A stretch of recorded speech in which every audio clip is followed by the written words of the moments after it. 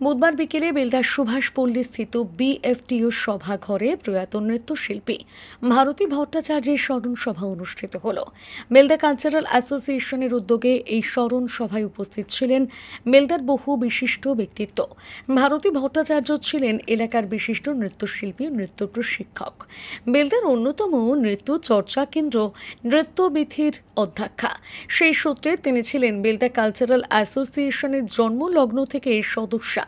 গত 18 জুন তিনি Medinipur medical college হাসপাতালে প্রয়াত হন। মৃত্যুর দিন পর্যন্ত তিনি বেলদা কালচারাল অ্যাসোসিয়েশনের একনিষ্ঠ সদস্য ছিলেন বলে সংগঠনের সভাপতি মানিকলাল মাইতি এবং সম্পাদক অখিল বন্ধু মহাপাত্র জানিয়েছেন। এদিন ভারতী ভট্টাচার্যের প্রতিকৃতিতে মাল্যদান করে সভার সূচনা হয়।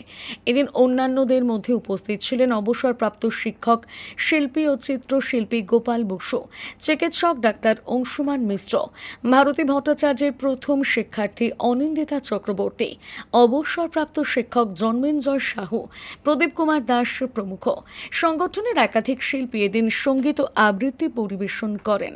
ভারতী ভট্টাচার্যের জীবনের নানা দিক নিয়ে আলোচনা করেন উপস্থিত বিশিষ্টজনেরা।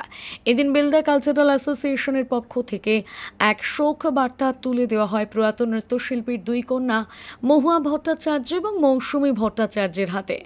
অ্যাসোসিয়েশনের বর্ষিয়ান সদস্য গত 18 জুন রাতে যাকে আমরা হারিয়েছি এবং আজ তার স্মৃতিতে এই স্মরণ সভার আয়োজন, সেই শ্রদ্ধেয়া ভারতী ভট্টাচার্য মহোদয়কে।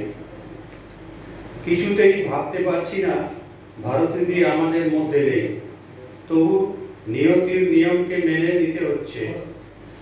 কথায় আছে, নিয়তি কেন বাধ্যতে। ভারতী দেবীর শোক সন্তপ্ত পরিবারকে জানাই গভীর সমবেদনা।